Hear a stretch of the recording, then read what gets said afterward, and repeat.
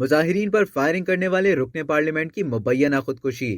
سری لنکا میں جاری پرتشدد مظاہروں کے دوران فائرنگ کر کے ایک شخص کو ہلاک اور ایک کو شدید زخمی کرنے والے رکن پارلیمنٹ امارا کیرتی اتوکرولا نے مبینہ طور پر خودکشی کر لی۔ سری لنکن حکام کے مطابق ملک میں صدر گوٹا بایا راجا پکسے کے حامیوں اور مظاہرین میں جھڑپوں کے نتیجے میں 2 افراد ہلاک جبکہ 138 زخمی ہو گئے۔ میڈیا رپورٹس کے مطابق حکمران جماعت کے رکن پارلیمنٹ امارا کیرتی اتوکرولا کو مظاہرین نے گھیر لیا تو اس کے بعد انہوں نے فائرنگ کر دی، جس کے نتیجے میں 2 افراد شدید زخمی ہوئے جن میں سے ایک دم توڑ گیا۔ میڈیا رپورٹس میں بتایا جا رہا ہے کہ واقعے کے بعد قریبی عمارت میں پناہ لینے کی کوشش کرنے والے امارا کیرتی اتوکرولا نے مظاہرین سے بچنے کے لیے مبینہ طور پر خودکشی کر لی۔